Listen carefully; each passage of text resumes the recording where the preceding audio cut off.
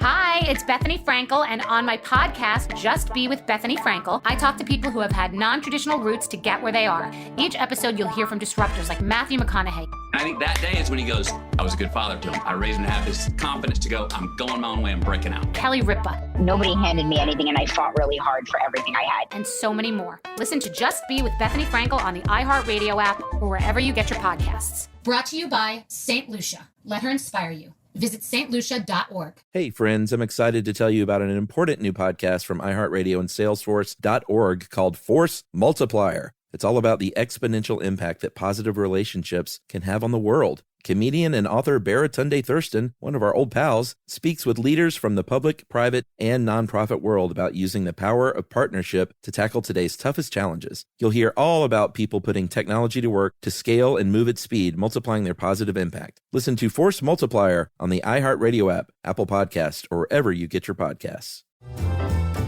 Welcome to Stuff You Should Know, a production of iHeartRadio.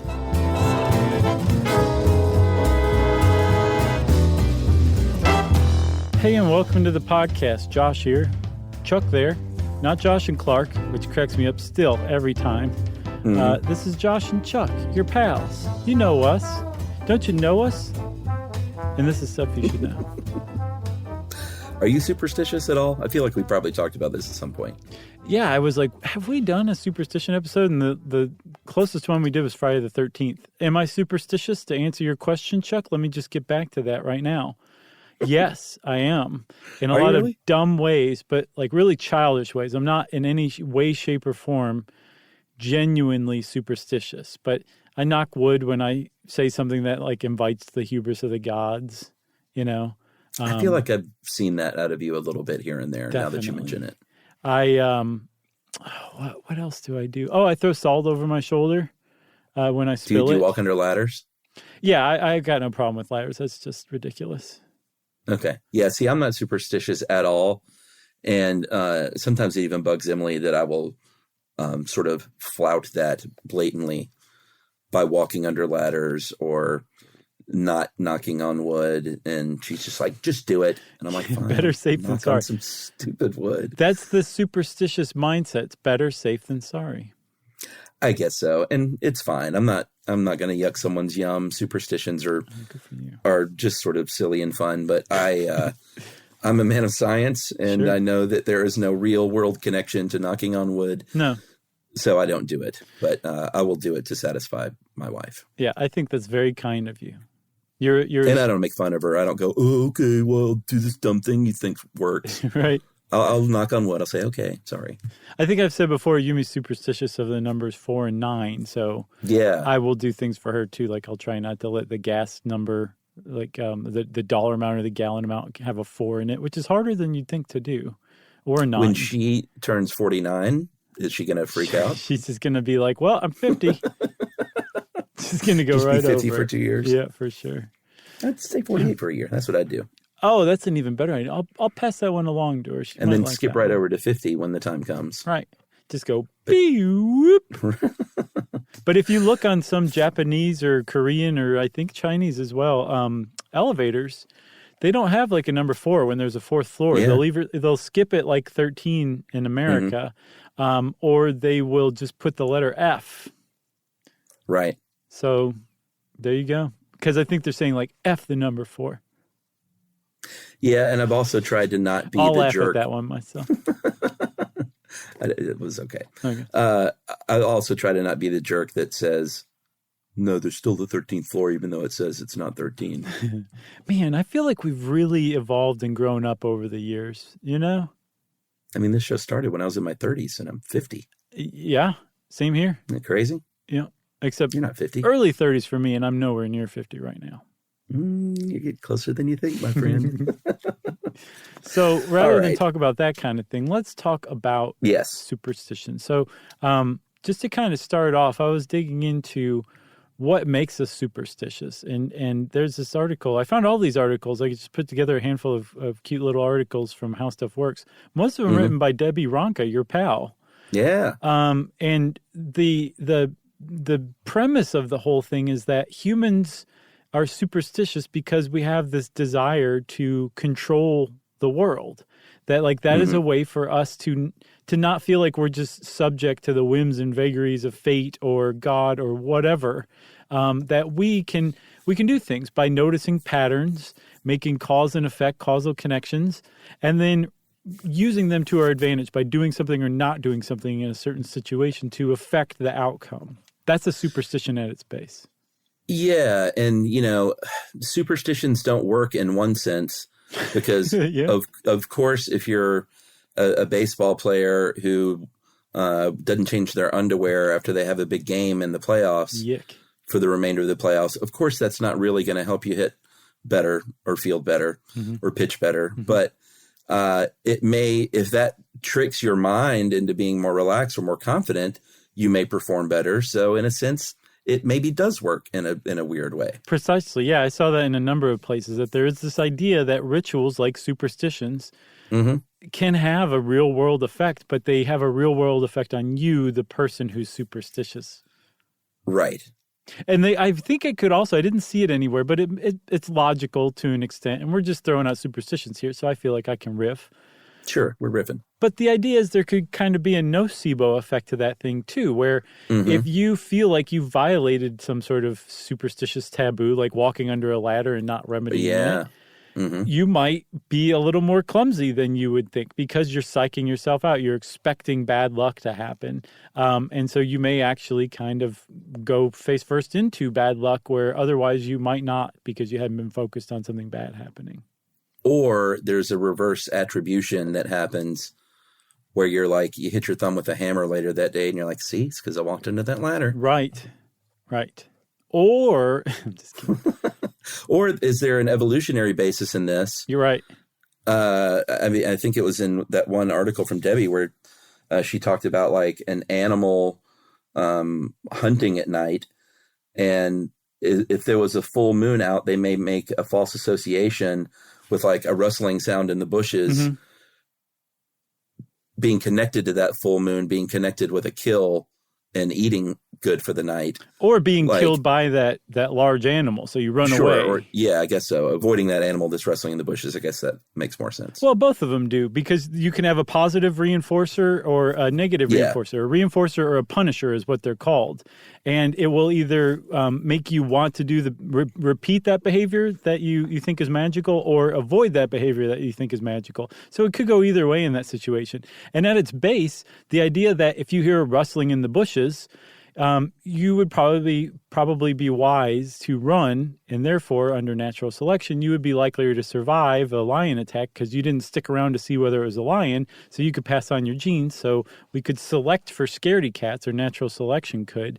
And then that makes sense at its base. It's when you start to add additional things, additional omens or signs, like that full moon you were talking about, that superstition really sets in. Because before, it's just like, that's just a good instinct. That's a survival instinct.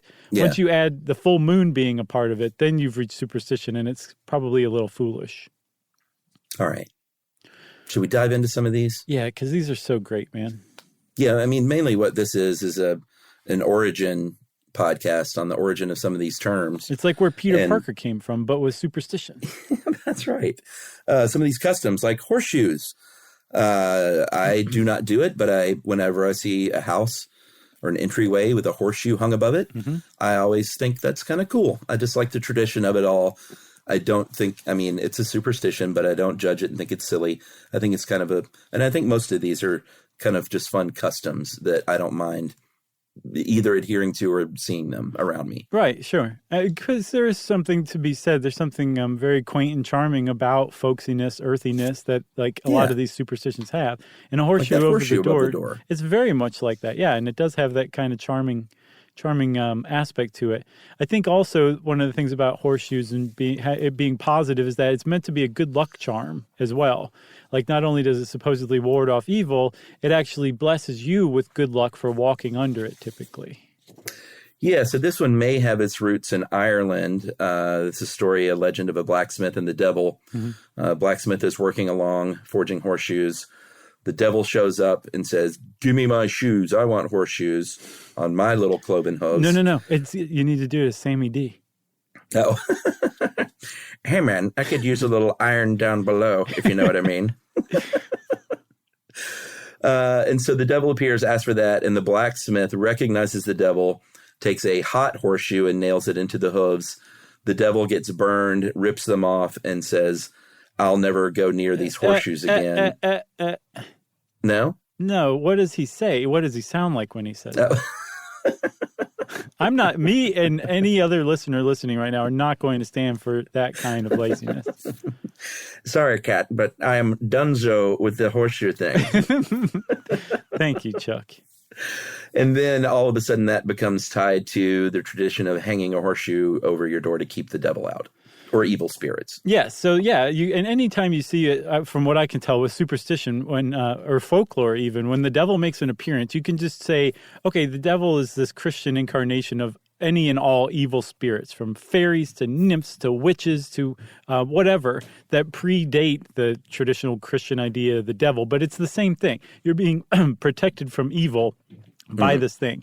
And so the horseshoe itself has like a story as a horseshoe, but the fact that horseshoes have typically been made of iron the whole time people have been making horseshoes, in and of itself is makes it kind of like a good luck charm, and that people used to attribute magic to iron all over the world. The Arabs, Chinese, the Western Europeans, I think the Chaldeans, which were an ancient, I think they're still around, Eastern Catholic sect from Iraq. A lot of cultures basically said iron is something special. So the fact that you would make a horseshoe out of iron meant that it was automatically a good luck charm. And then the shape also made it even luckier because crescent shapes have been viewed as having very special magical powers for a very long time. That's right. And not only that, but the number of nails, 7 holes in a horseshoe in the horse's foot. That is a lucky number in many, many cultures. And the way you hang it, though, is kind of where it comes into some dispute. Some people say hang it upside down to hold the good luck. Other people say hang it, or did I say upside down or right side up? I think you said upside down. Heels down, the little points down. Yeah, heels down would be dumping good luck on you. Heels up would be containing that good luck for those who enter. Right. And I've heard people say it both ways, so I don't know if there is a right way. The right way is to put 2 horseshoes, one up, one down. There you go. Why discriminate? They're horseshoes for Pete's sake. I like it. And then one other thing, I think we should take a break, but I wanted to give a shout out to, how I'm always into contemporary journalism. Yes. I found an article in the Journal of American Folklore by Robert M. Lawrence from 1896 that is just a page turner. So shout him out. I recommend everybody go read it. It's about horseshoes and superstition, and it's pretty great. All right. We'll be right back. Welcome to Stuff You Should Know. This past year has shown us that without your health, you have nothing. If you're not well, you can't work, look after yourself, or take care of your family. You can't enjoy the life you worked so hard to build. That's why you need to prioritize taking care of your long-term health today, before it goes from good to bad to worse. So invest in your long-term health with Forward. Forward is intelligent medicine with a personal touch. Their doctors are dedicated to catching top killers like cancer and heart disease early, before it's too late. And catching them early could save you tens of thousands of dollars in the long run. Everyone's health history is different, which is why Forward doctors personalize a health plan with you, based on your genetics, lifestyle, and biometrics, to achieve long-term results and ensure nothing gets missed. It's time to invest in a doctor that's invested in you. Go to GoForward.com today to protect your future health. That's GoForward.com. GoForward.com. This past year has shown us that without your health, you have nothing. If you're not well, you can't work, look after yourself, or take care of your family. You can't enjoy the life you worked so hard to build. That's why you need to prioritize taking care of your long-term health today, before it goes from good to bad to worse. So invest in your long-term health with Forward. Forward is intelligent medicine with a personal touch. Their doctors are dedicated to catching top killers like cancer and heart disease early, before it's too late. And catching them early could save you tens of thousands of dollars in the long run.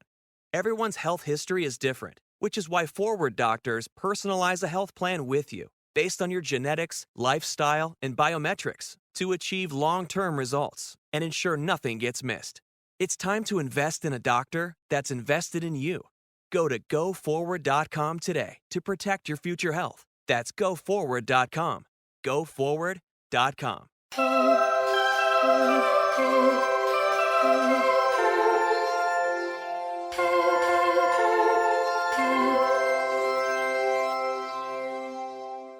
All right, Chuck. So we've gone through horseshoes. I feel like the well is dry. Is this the end of the episode?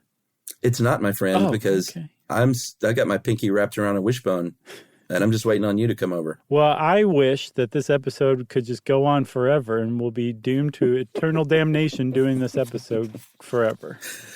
The furcula is the wishbone of a fowl, of a turkey, a duck, or a chicken. Mm-hmm. And that's where the clavicle is fused to the sternum, right above the sternum there. Yeah. Fused together. So everyone knows the trick. You put one pinky on each side of a wishbone. Mm-hmm. You both make a wish. You tear it, and whoever, it breaks apart, and whoever, you got to dry it out first. That's key. If you try to do it fresh out of a turkey, you're just going to be pulling and pulling. Because it's collagen, and collagen doesn't break very easily.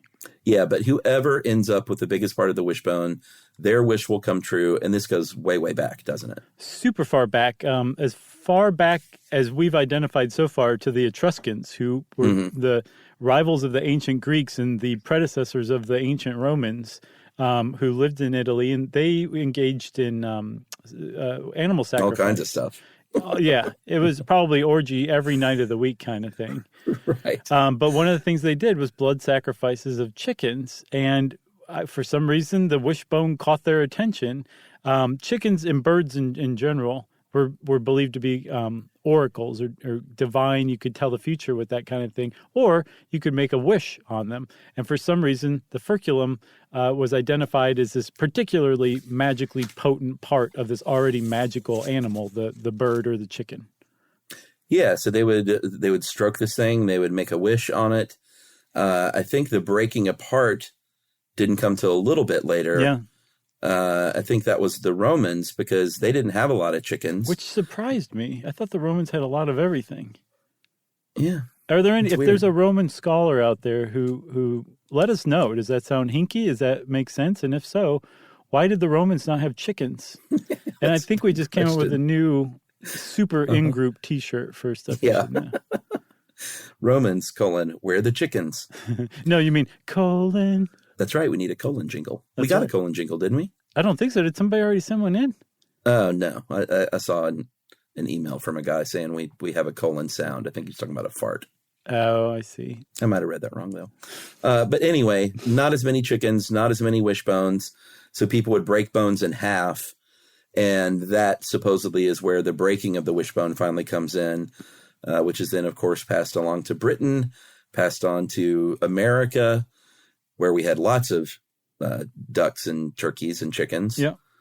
And that's kind of the deal. That's why Americans still do that today. I still do it every now and then. Sure, yeah. I mean, why not? The animal died for that purpose mostly. So you might as well do something about it.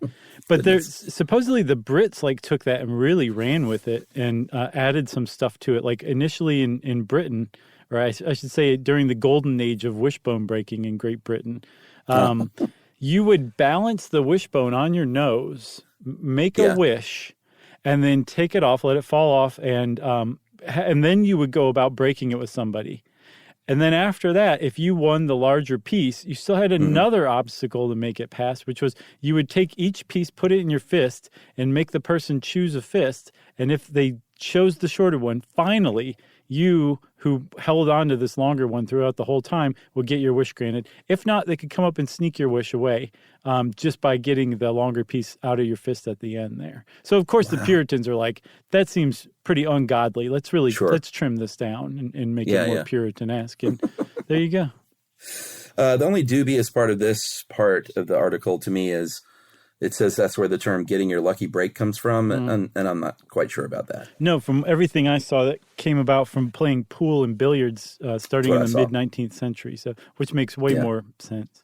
And then lucky break. One more thing about the furcula, it's actually a really ancient bone. It allows wing movement among turkeys and chickens and stuff like that. But they also found them among velociraptors and T-Rex as well to allow for arm movement and extension. So it kind of is one of those things that directly connects the dinosaurs to modern day birds. Very cool. I think so too. I wasn't going to let that one pass, man. No way. So should we get into salt? Yeah.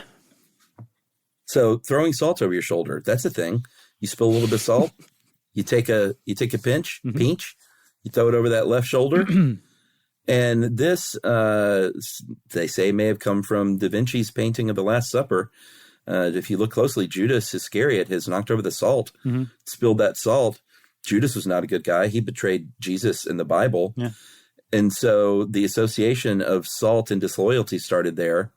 And the idea that the devil is sitting over your left shoulder in, some Christian beliefs, and you're throwing salt over your shoulder to blind the devil over that left shoulder. And that might be where that comes from. Yeah. I saw elsewhere, I saw in a few places that it was Da Vinci who started that with that painting. I also saw that he was following on a much, much older tradition of the idea of spilling salt being considered unlucky. Right. Which makes sense because people probably were not actually paid in salt ever at any point in Western history. Yeah, we talked about this in our currency episode. I hope we busted that one because I don't think it's actually true. It's just such a great factoid, but not necessarily a true one. But that's not to say that salt wasn't an extremely valuable commodity for a very long time. So they think that there was a taboo that grew around spilling the salt that turned into a superstition that had kind of practical origins, which was, that's really expensive stuff. Don't spill it, or else you're basically letting the devil take over. And that made sense for why you would throw some of that salt over your shoulder. Although it's even more wasteful, but... That's what I was getting at. I just don't get that. Yeah. Yes, agreed. I guess it's just a pinch, but still. Maybe that came about after salt became a little more easy to get. Now it's basically free. Like people pay you to take salt now, basically. Yeah. You try to go out on a street corner in New York and not have somebody give you salt. Yeah. You can't do it. It just happens. I think we could probably move on to the rabbit's foot now. This is my favorite, so just be prepared. Yeah, this is one where I remember, and you probably do too, growing up in the 70s and 80s, I saw a lot of highly dyed and colored rabbit's foot keychains. Mm-hmm. And I always thought those were real rabbit's feet, and thankfully have learned that they are generally synthetic these days. These days, I'm not sure about the 70s, man. They may have been... Were they real rabbit's feet? It's entirely possible. I mean, think about where you're seeing those things, like next to a Def Leppard mirror, like the people peddling these were not necessarily the best and brightest society had to offer. And they probably had a line on rabbits cheaper than they did on synthetic rabbit's feet in the 70s, Yeah, there was, I don't know if you remember this, but in the 80s at my school, there was a trend that happened for a little while where girls would have these ridiculous keychains with like I remember that. 3 keys and like 40 other things on them, including rabbit's feet and like feathers and... Oh, remember the Mr. T feathers that you would put on your ear, and it wasn't until you were older that you realized it was a roach clip, and that's why it hurt so much? Do you remember that? Oh, sure. Totally. But yeah, there was just a big gaudy keychain movement in the 80s, and it was always girls who had all these things on their keychains. Mm-hmm. And I feel like all of them always had like a purple or pink rabbit's foot. No, they definitely did. Every single one of them. There wasn't a single girl that didn't have that in the 80s, maybe early 90s. And they also had that big giant multicolored pen. Oh. Yes. The one that could write in all sorts of different colors. And yes, big hair too, for sure. It was the age of Aquanet. That's right. But we're talking about the rabbit's foot here. And this kind of goes back to the idea of a totemism, and carrying around a lucky charm. And in ancient times, hares and rabbits were lucky for a lot of cultures. Yeah. So one of the reasons why they were considered lucky is because they were a symbol of fertility, which extended not just to like having a bunch of kids, which is something you really wanted to do in an agrarian society, because the more kids you had, the more help you had on the farm, the more you could grow and produce and survive all sorts of terrible misfortune, but also fertility in those crops as well. So rabbits were considered lucky in that respect. But then also rabbits make their homes underground. So they were also associated with the underworld too. And there's a lot of spirits that live in the underworld that you may or may not want to be in contact with. That's right. And this seems to have been something that started in ancient times and probably never stopped all the way up through today. Like, you don't see them around that much anymore, but it's still a thing. The thing that cracks me up is it was originally hare's feet, which is the slightly larger version of the rabbit. Yeah. But they realized along the way, like, you can't really tell if it's a hare or a rabbit's foot once it's cut off of the body. So we'll just say they're both lucky. It's basically the consensus everyone came to in the superstitious world. Yeah, but I mean, what's the difference really? A little different size, right? And speed. That's about it from what I can tell.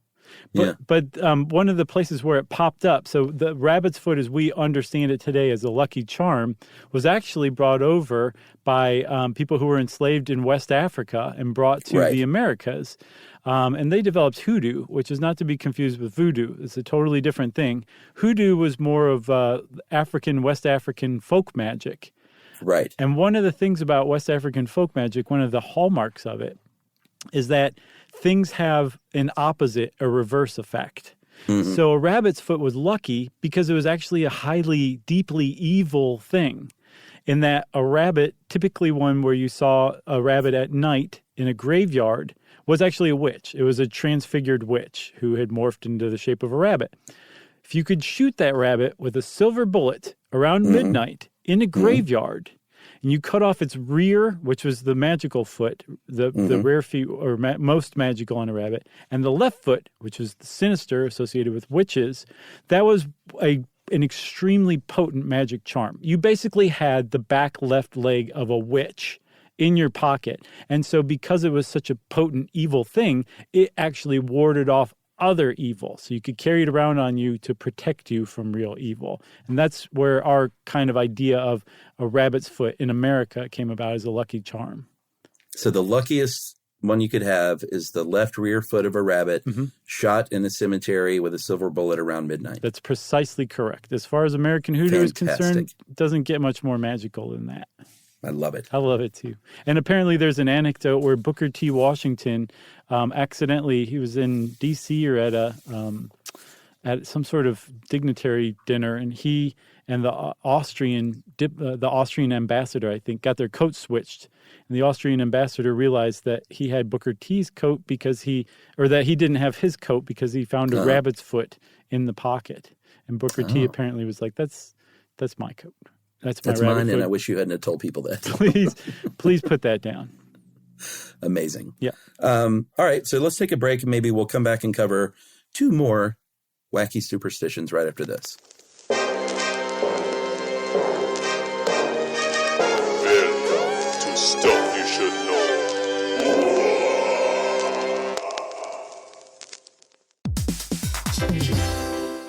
You know, the world is a bit of a crazy place these days, wouldn't you say so? Indubitably, Chuck. And we could all do with a lot more positivity, right? Yeah, that's why we are super excited to tell everyone about a really great new podcast from our own network, iHeartRadio, and Salesforce.org called Force Multiplier. That's a great way to put it. It's a show that's all about the exponential impact that positive relationships can have on the world. On Force Multiplier, comedian and author Baratunde Thurston, one of the great people of all time, sits down with leaders from across the public, private, and nonprofit world to talk about how getting together can help people to solve some of today's toughest challenges. That's right. You're going to hear stories of people coming together and using the power of tech to scale and move at speed to multiply their positive impact. So check out Force Multiplier with Baratunde Thurston, one of our old pals, an iHeartRadio original podcast with Salesforce.org. Let's change the world one relationship at a time. Listen to Force Multiplier on the iHeartRadio app, Apple Podcast, or wherever you get your podcasts.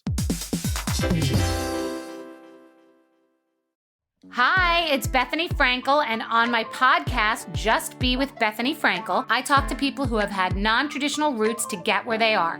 Each episode, you'll hear from disruptors like Kelly Ripa. Nobody handed me anything, and I fought really hard for everything I had. Sammy Hagar. I didn't realize I was really building a brand. No one told me that you're building a brand. And so many more. Brought to you by St. Lucia. It is time for St. Lucia for a vacation. Yay! St. Lucia's COVID-certified hotels, resorts, and villas are offering incredible savings right now. Sail along 100 miles of coastline, savor local cuisine, soak in the famed mud baths at the Sulphur Springs, zip line through the rainforest, scuba dive, and more. Safety is a priority, and St. Lucia has COVID protocols in place so you can travel with confidence.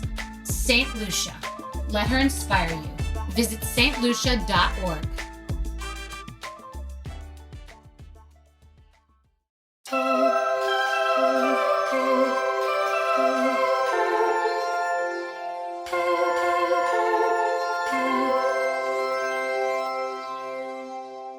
All right, Chuck. So I think next we can't avoid it any longer. We have to talk about walking under a ladder, which I'm not at all afraid of. But I do find this one particularly fascinating, in part because there's a lot of interesting theories, but also there's ways to undo the problems you created for yourself with further superstitious behavior.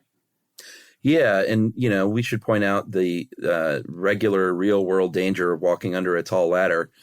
If there's a tall ladder up, there may be someone on it. There may be a hammer sitting up there. Mm-hmm. There may be a tray of paint. Walking under a ladder, there could be a real-world consequence that has nothing to do with luck by walking under a ladder. Right. So, it's kind of like spilling really, really expensive salt. A taboo's kind of developed around a very practical thing to not do.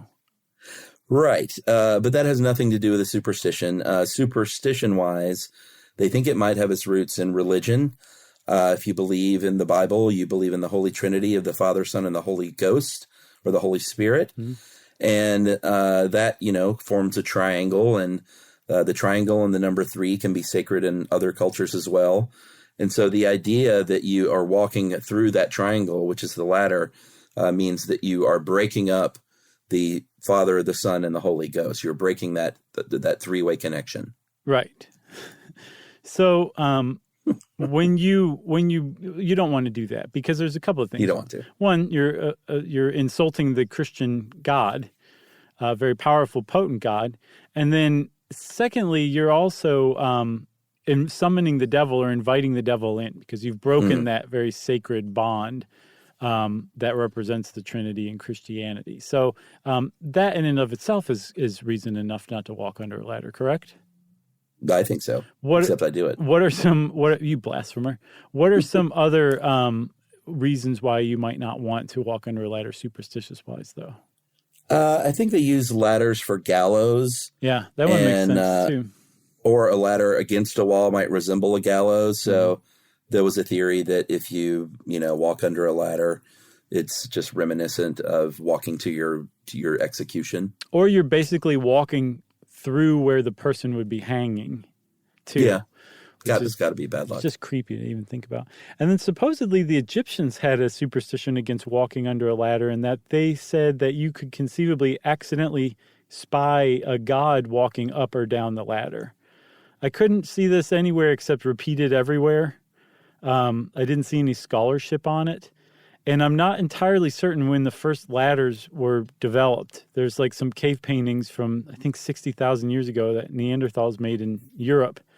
That it looks like a ladder, but it could also just be a design. And ladders just kind of hang out until the 19th century in Dayton, when some guy invented the collapsible ladder.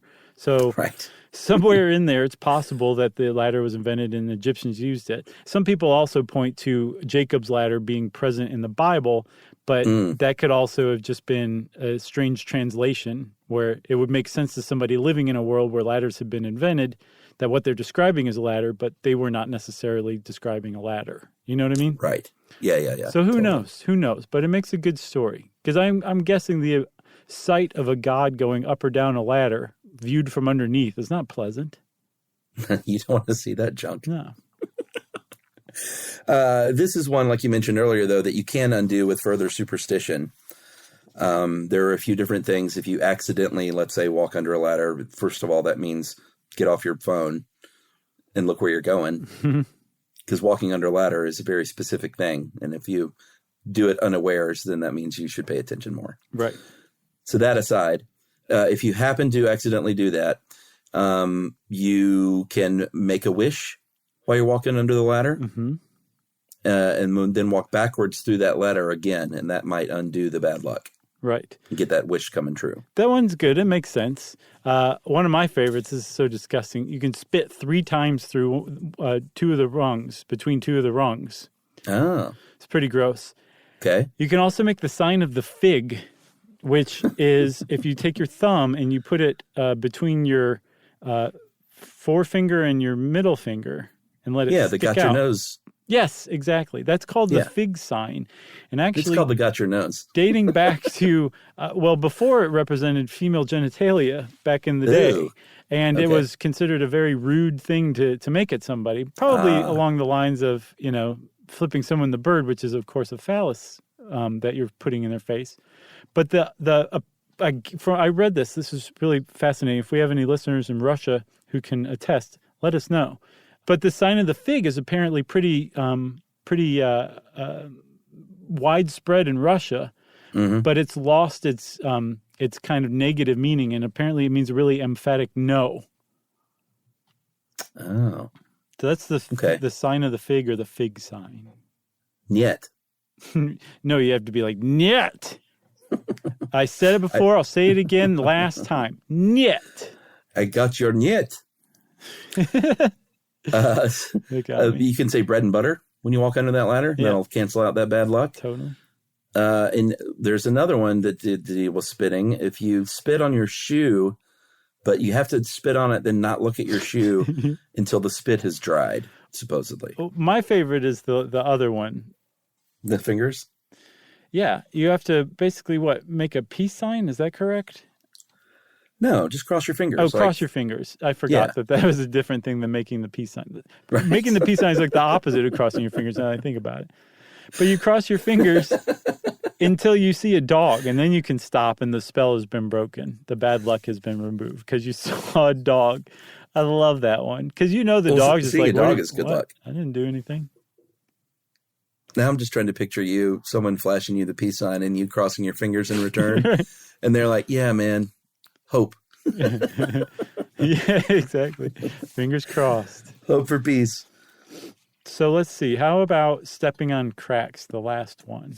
Yeah, so this is one I have a personal association with, and I know I mentioned it at some point on the show in the past 13 years. I don't recall it. I have a thing where I think it's a minor low-level OCD. It doesn't manifest itself in a lot of ways, but ever since I was a kid, I have no idea why. Right. I purposefully step on cracks when I'm noticing it. You're toast. Your mom is toast. When I notice it, I don't think every time I'm walking, I got to step on cracks. But still to this day, if I notice I've stepped on a crack with my right foot, I will then step on the next crack with my left foot to balance it out. That's harder to do than it seems at first glance, isn't it? It is, and it has led to little weird stutter steps here and there in my life. Ever since I was a kid, nobody much knows about it, but I do know that I've told that story at some point. And the only thing I can think is that it might just be I might be slightly on the OCD spectrum. Maybe. But one of those little stutter steps did bring you good luck, because I remember it was on one of those ad shoots that you were doing it, and you fell into the arms of Eric Estrada. And that's good luck in anybody's measure. Always. But stepping on a crack, though, usually denotes bad luck. Step on a crack, break your mother's back. Step on a line, break your father's spine. Did you know that second one?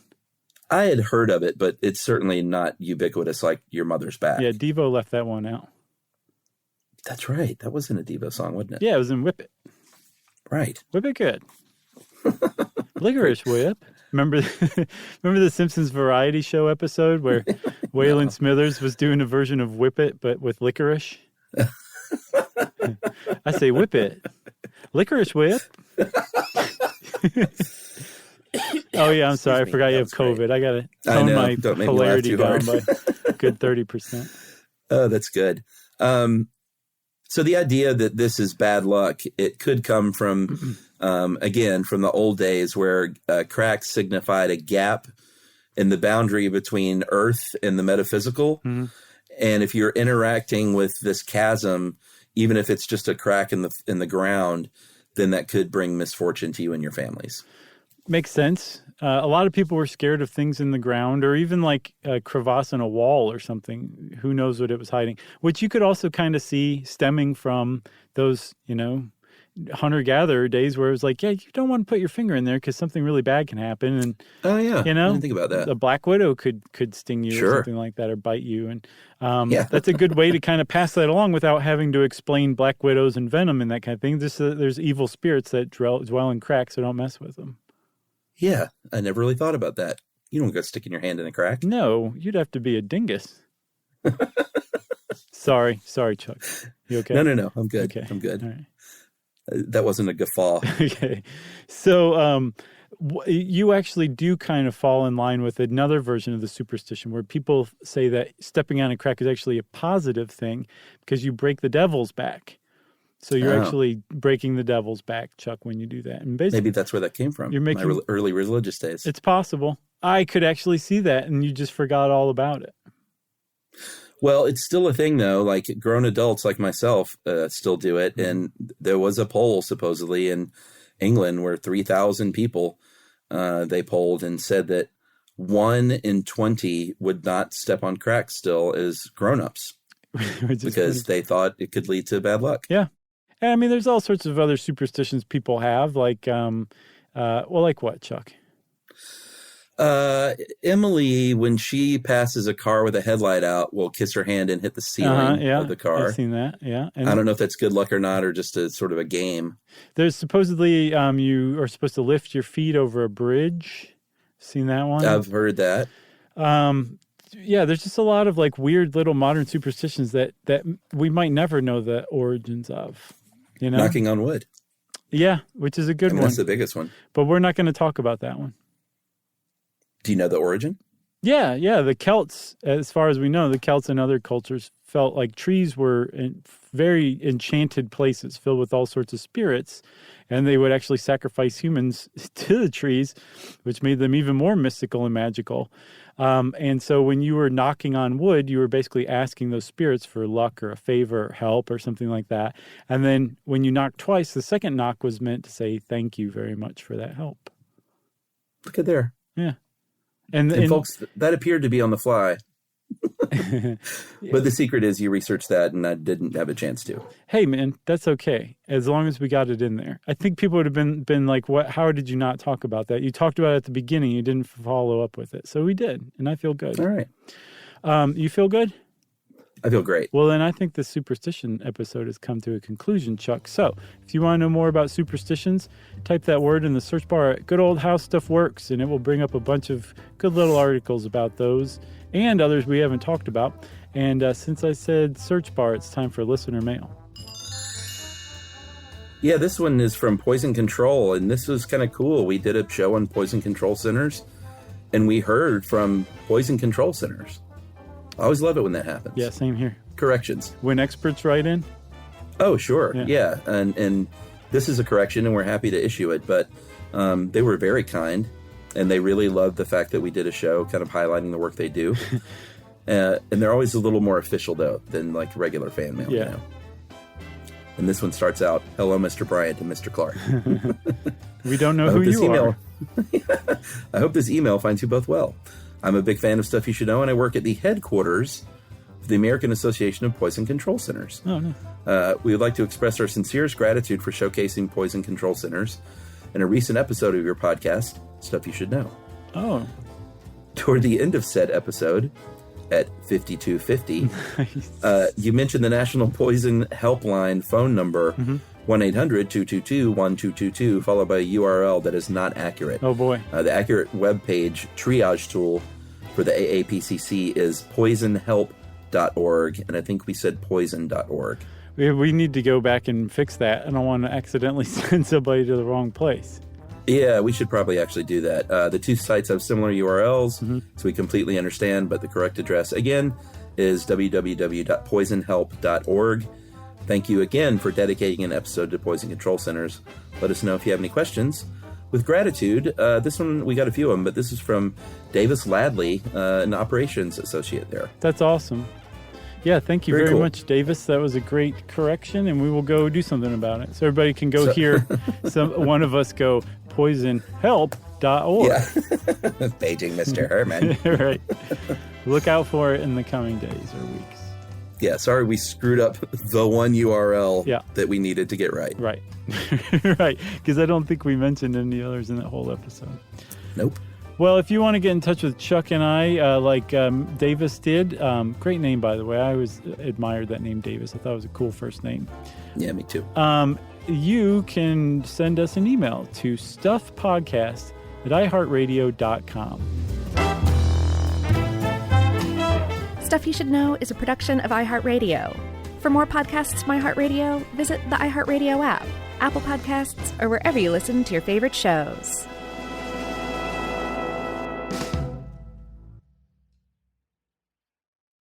Hey everybody, we worked with Trivial Pursuit and came up with something amazing. The Trivial Pursuit game, Stuff You Should Know Edition. It features 600 questions from 6 different categories like history, pop culture, myths, legends, and conspiracies, and it's going to knock your socks off. It totally is. Get ready for weird, fascinating, and unbelievable trivia. And get this, each question is inspired by topics from different episodes of our show, the Stuff You Should Know podcast. And the game is very flexible because you can play with 3 people all the way up to 6 players. And it's awesome because whether you're a fan of Stuff You Should Know or just curious about the world, the game is for you, filled with fun facts about food to flies to hiccups and more.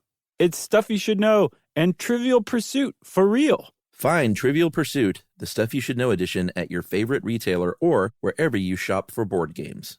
I want to get back to kissing the cheeks of my grandbabies, making Sunday dinner with a house full of family and lots of laughs. COVID-19 has changed how we live and how we feel. But now, there are vaccines. And they are the very first step that let us get back to what we miss most. It's okay to have questions. Is it safe? Should I wait? Now, get the facts. Visit getvaccineanswers.org so you can make an informed decision when vaccines are available to you. Brought to you by the Ad Council.